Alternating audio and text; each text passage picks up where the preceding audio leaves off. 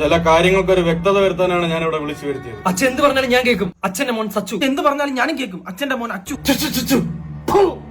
രണ്ട് കിഴങ്ങന്മാര്. അച്ഛൻ കിഴങ്ങെന്ന് പറഞ്ഞാ ഞാനാണ് കിഴങ്ങ്. ഞാനാണ് കിഴങ്ങ്. അല്ല, ഞാനാണ് കിഴങ്ങ്. ഞാനാണ് അച്ഛ കിഴങ്ങ്. ഞാനാണ് കിഴങ്ങ്. ഞാൻ അച്ഛ ഉണ്ട. ഞാനാണ് അച്ഛൻ ഉണ്ട. ഞാനാണ് അച്ഛ ഉണ്ട. ഞാനാണ്.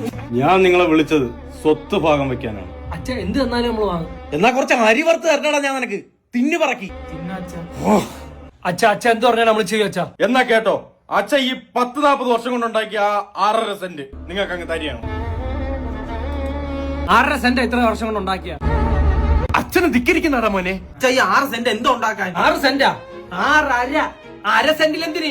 കുറച്ച് കറിയാപ്പിലോണ്ട് നാട്. എന്റെ ചോര നീരാക്കിയാണ്ടാ ഞാൻ 6.5 സെന്റ് ഉണ്ടാക്കിയത്. നിനക്കൊക്കെ വേണ്ടെങ്കി അത് ഞാൻ വിറ്റ് തിന്നോളാം. അച്ഛൻ മൈൻഡ് റിലാക്സ്. നമുക്ക് എന്തെങ്കിലുമൊക്കെ തരണം. നമുക്ക് എന്തെങ്കിലും വലുത് തന്നെ വേണം. 6.5 സെന്റ് ഒന്നും പോരാ. അച്ഛന്റെ വലുതായിട്ടിരിക്കുന്ന ഒന്നും മക്കളെ നിങ്ങളെ കൊണ്ട് താങ്ങില്ലടാ. അതെന്താ അച്ഛാ? അച്ഛന്റെ തേക്കിൻ കട്ടില് നാണമില്ലേടോ? താൻ എന്തുണ്ടാക്കണോ നമുക്ക്? അനുസരണയില്ലാത്ത പട്ടി. വീട്ടിൽ സ്ഥലമില്ലാത്തോണ്ട് പട്ടിക്കൂടിലല്ലോടോ ഞാൻ കിടക്കുന്ന സച്ചു പട്ടി. ഇനി അനുസരണ ഇല്ലാത്തോണ്ട് വല്ലതും പറയോ? സച്ചു നിങ്ങളടുത്ത് ചീയാണ് ചീ. പിണങ്ങിക്കളഞ്ഞ് അങ്ങേറ്റം പിണങ്ങി ഞാൻ. അച്ചു കൂവാണ്. ആ 6 സെന്റ് എനിക്കിതാ. അച്ഛന്റെ കൂ ഇപ്പൊ തന്നെ അച്ഛന്റെ അടുത്തൊന്ന് ചോദിക്കണോ? ചില ചോദ്യങ്ങൾ നമ്മൾ ആസ്ഥാനത്ത് തന്നെ ചോദിക്കണം. Achu, you are brilliant.